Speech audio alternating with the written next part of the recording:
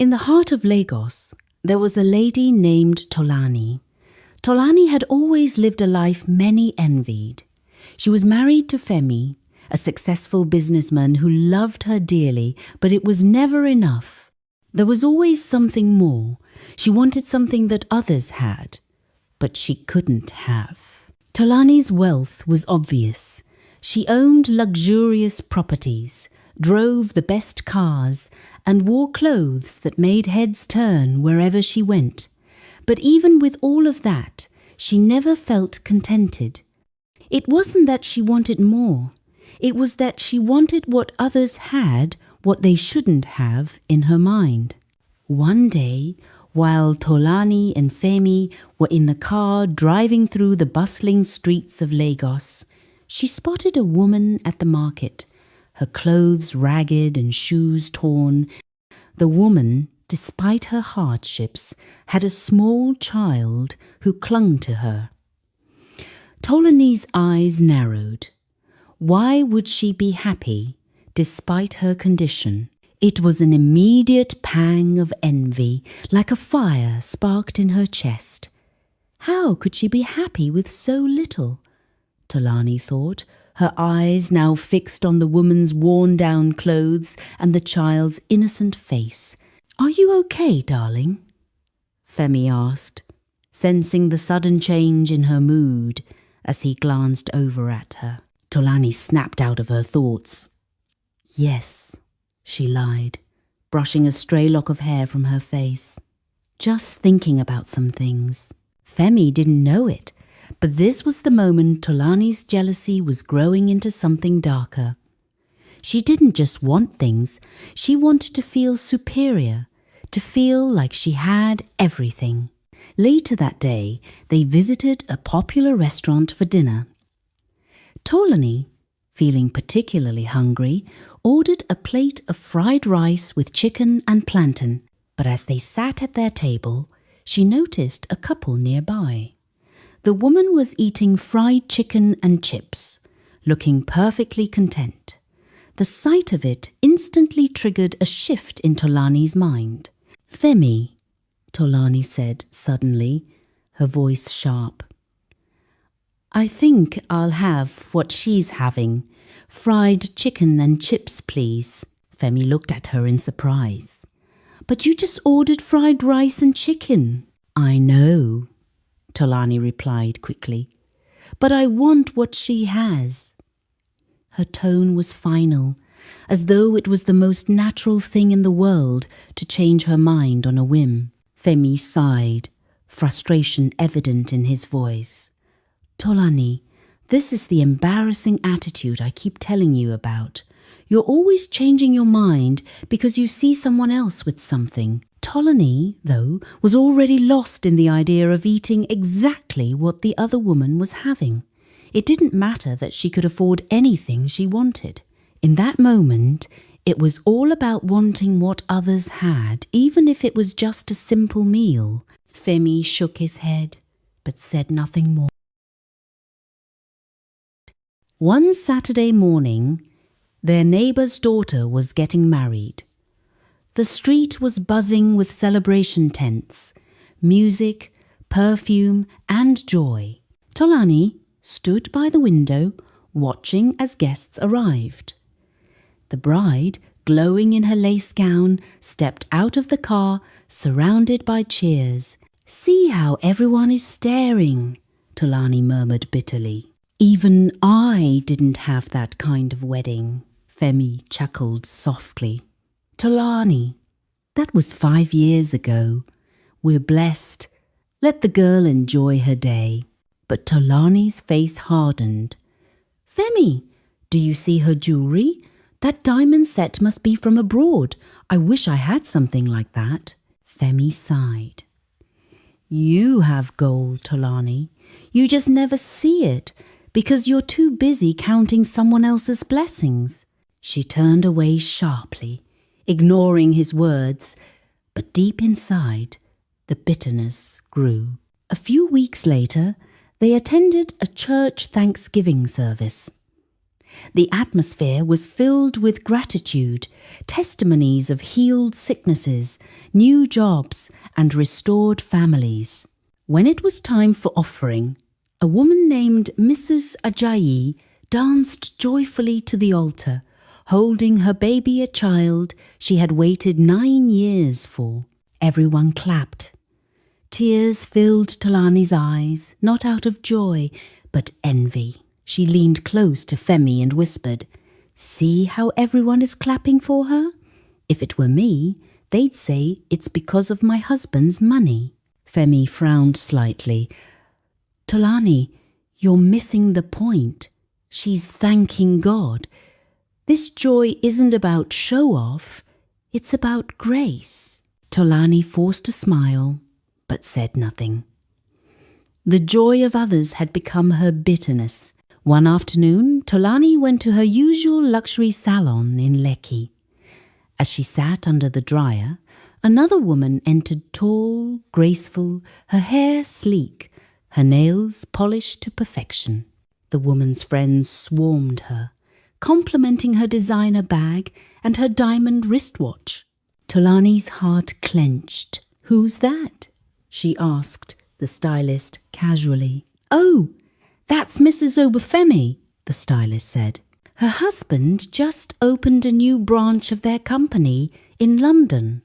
Tolani's chest tightened. "London?" she repeated. "Her husband? But Femi hasn't even opened more than one company since all these years." The stylist chuckled nervously. "Madam, don't be angry. Your husband too is successful." But Tolani's mind was already elsewhere. She spent the rest of the afternoon scrolling through Mrs. Obafemi's Instagram, zooming in on every photo, her vacations, her handbags, her laughter. That night, she confronted Femi. "Femi, when are we opening a branch abroad? Everyone's doing it. Even Obafemi is expanding to London." Femi looked up from his laptop, weary. "Tolani, must everything be a competition? What God gives another family doesn't reduce what we have." The following day, Tolani called her best friend Chioma for their usual chat. Chioma, soft-spoken and calm, as always answered with her gentle laugh that Tolani secretly found both soothing and irritating. Chioma had always been humble and contented with the little she had. Her home was modest but tastefully arranged, and she had a daughter, Ada, whom she adored deeply. Their conversation drifted, as it often did, toward material things, clothes, decor, new places in town. "Ah, Chioma, I saw your curtains the last time I came. That fabric looked imported," Tolani teased. Chioma chuckled. "Imported? No, just a local design from one woman at Yaba Market. I like simple things, you know that." "Simple things that always look expensive," Tolani muttered, half joking, half serious. Chioma's laughter was light. "You and your eyes for details. You like fine things too much." "And what's wrong with that?" Tolani retorted playfully. "Life is short, my sister. We deserve the best." Chioma smiled over the phone. "True, but sometimes peace is better than plenty." "I've learned that." Tolani went quiet for a moment, her heart tightening at the calm certainty in Chioma's voice. In the background, she heard little Ada laughing, that carefree musical sound that made Chioma's house always feel alive. When the call ended, Tolani stared at her phone for a long time. Chioma's words echoed in her mind, but not the part about peace, no. What stuck with her was how effortless her friend's life seemed. The beautiful home, the laughter of her child, the contentment in her tone. Everything about Chioma glowed with quiet satisfaction, and Tolani hated that it wasn't hers. A week later, Tolani decided to visit her friend Chioma. She spent extra time preparing that morning, choosing a fitted gown that spoke of quiet luxury and a perfume that lingered softly in the air. Every piece of jewelry she wore was carefully chosen to reflect elegance, the kind that demanded attention without asking for it. When she arrived at Chioma's house, the warmth that greeted her was almost disarming. "Tolani, it's been a while!" Chioma exclaimed, wrapping her in a sincere hug. Tolani smiled and followed her inside. The simple elegance of Chioma's home stood in sharp contrast to her own. While Tolani's mansion gleamed with luxury, this house felt alive, framed family photos on the walls, soft laughter from somewhere down the hallway, and the comforting aroma of homemade food drifting from the kitchen. It was humble, yet it glowed with a kind of peace that money could never buy. "Ada's in her room playing with her dolls," Chioma said with her usual calmness. "I'll just be in the kitchen for a bit. Help yourself, my dear." Tolani smiled. "I'll just go say hello to Ada," she said lightly, though curiosity flickered behind her eyes. She walked quietly toward Ada's room and pushed the door open gently. The little girl sat cross-legged on the floor, her dolls spread around her. She looked up and beamed when she saw Tolani. "Auntie Tola!" she squealed happily. Tolani's smile softened, but then her gaze caught on something. Around Ada's small neck glimmered a beautiful gold necklace, rich and lustrous under the sunlight that streamed through the window. It wasn't dainty or small. It was bold, yet elegant, its 24-carat shine unmistakable. The sight of it made Tolani's heart skip. She crouched slightly, her eyes fixed on the necklace. "Ada, my darling," she said with a soft, too-sweet voice, "that necklace you're wearing, it's so beautiful." Ada touched it proudly, her tiny fingers tracing the gold chain. "You like it, Auntie? Mummy says it's my treasure."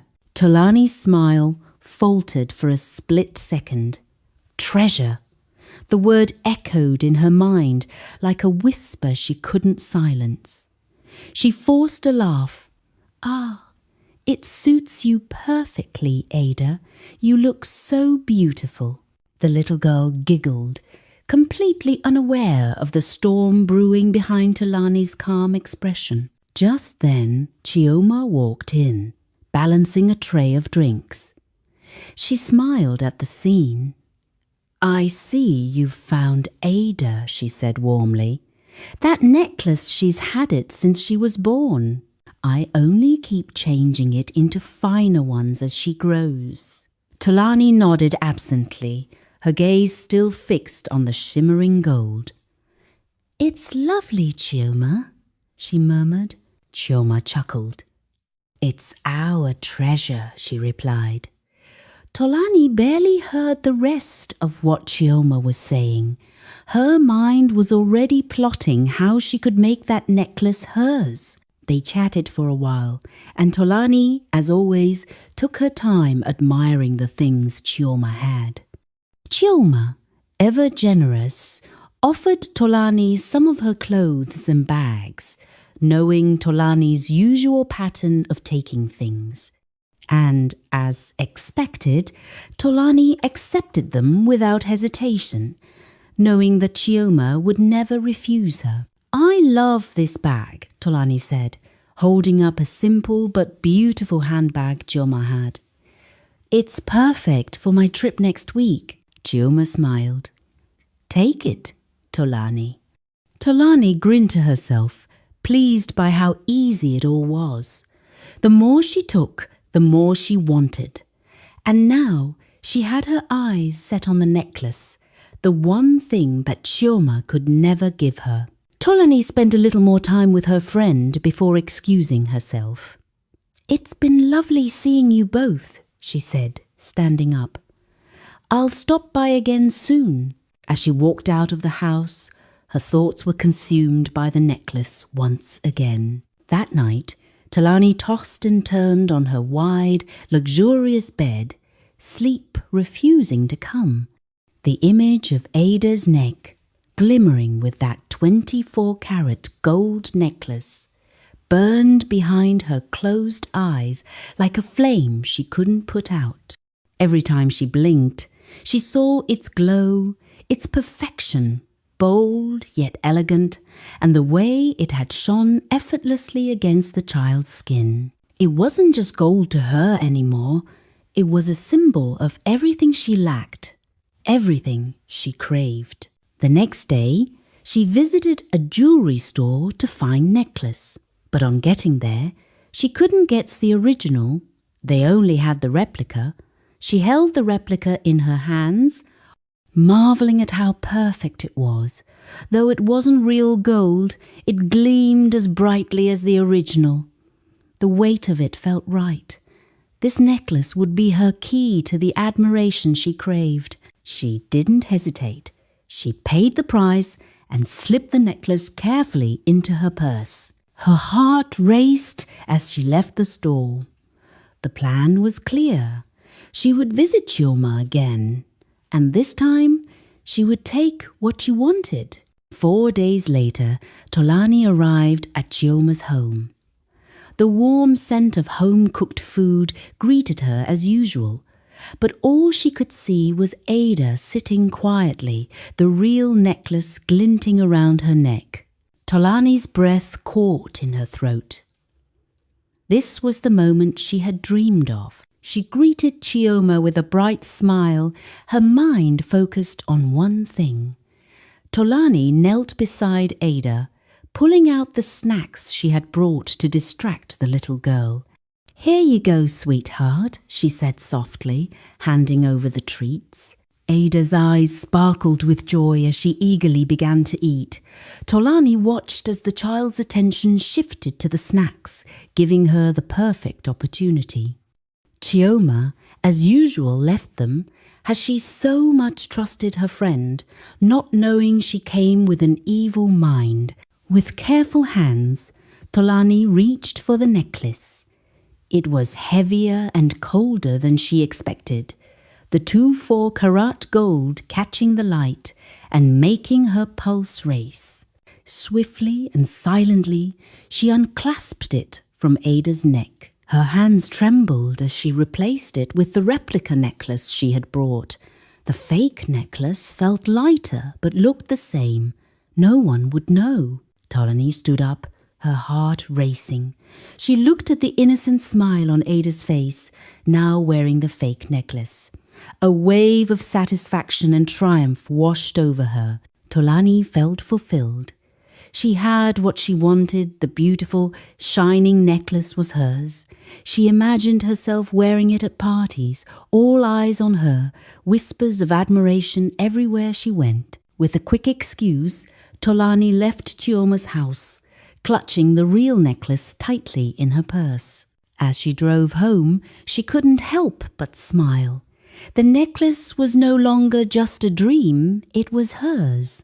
Few days later, it started slowly. Ada, the cheerful and lively little girl, began feeling weak. At first, it was just a slight fever, a little tiredness. But soon the brightness in her eyes faded, and she stopped playing with her dolls. Her laughter grew quiet, and her smile disappeared. Chioma watched with a heavy heart as her daughter grew sicker by the day. She took Ada to the hospital, hoping the doctors would find the cause and make her well again. The hospital was full of machines and medicines, but none of it helped. The doctors ran tests and scans, but found nothing wrong. "They can't find anything physically wrong with her," the doctor told Chioma sadly. "Her condition is serious, but we don't know why." Chioma's heart broke. She sat by Ada's bedside, holding her tiny hand, praying for a miracle. But her daughter's condition worsened. Desperate for answers, Chioma remembered the herbalist Baba who had helped her years ago when she was unable to conceive. She called him and explained everything. "Baba, my daughter is very sick. The hospital cannot help her. Please, I beg you, help me," she said through tears.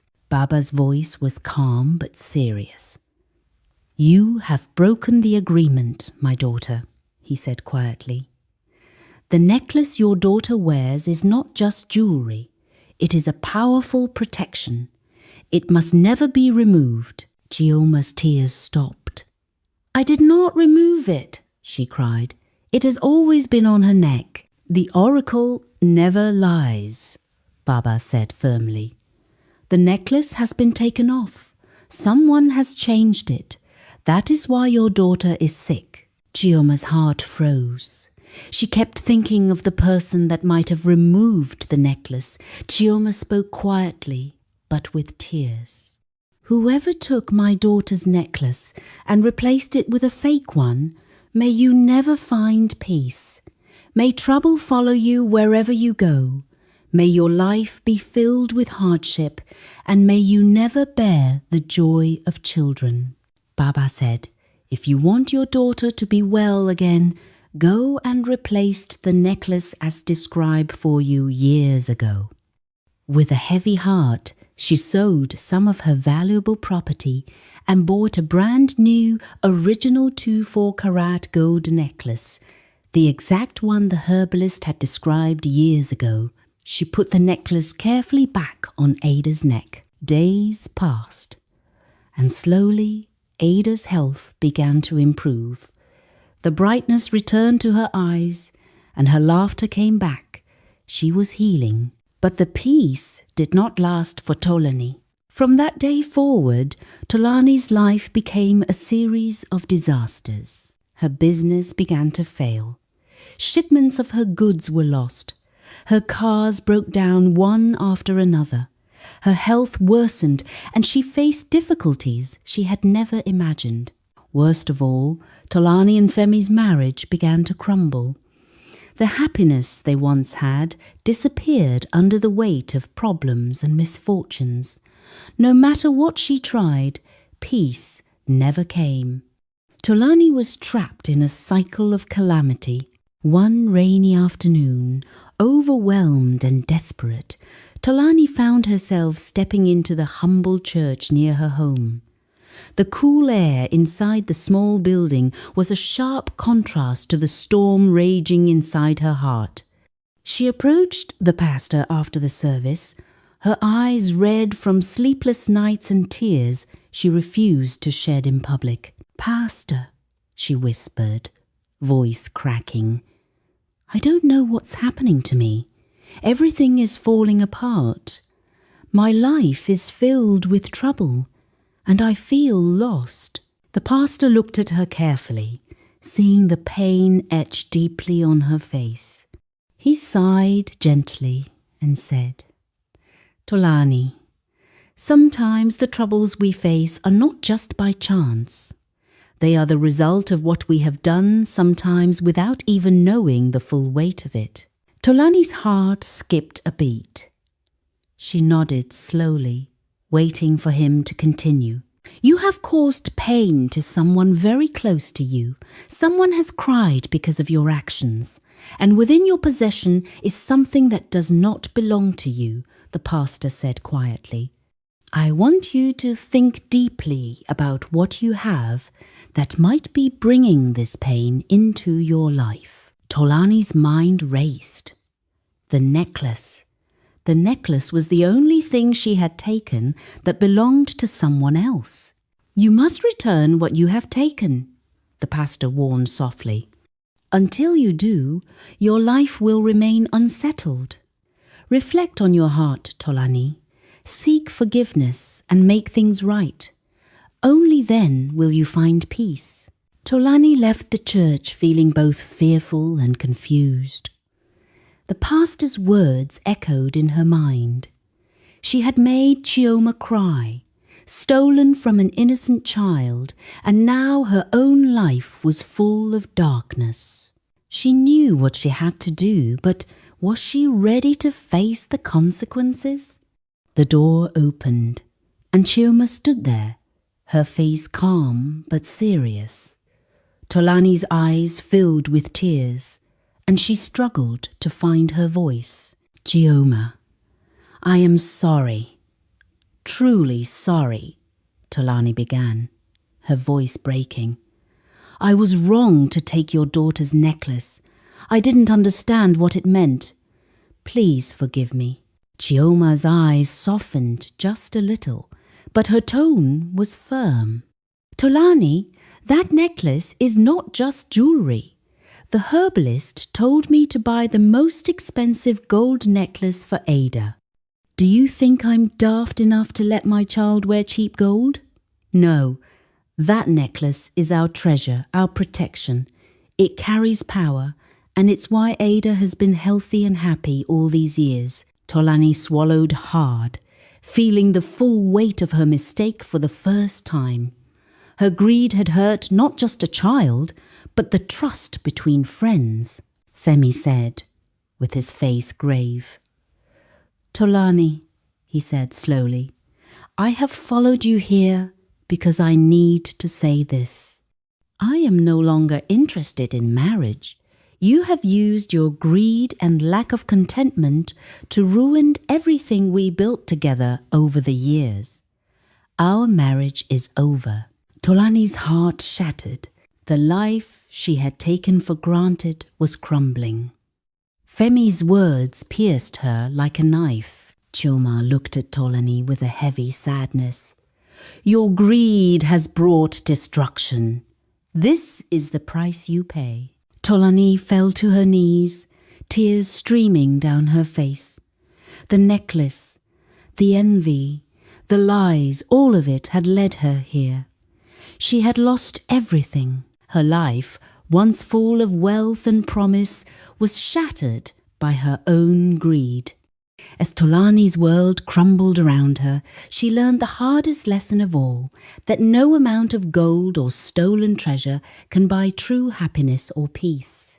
Her greed tore apart friendships, shattered families, and left her isolated in a life filled with regret. And so, Tolani's story reminds us that envy is a slow poison. It doesn't just destroy what we have, it blinds us to the blessings already in our hands. No matter how shiny another person's life may seem, true peace only comes from contentment, gratitude, and a pure heart. Greed may get you what you want for a moment, but it will always cost you what truly matters. If this story touched your heart, please don't just scroll away. Like this video, share it with someone who needs to hear this lesson, and please subscribe to our channel for more emotional, life-changing stories like this one.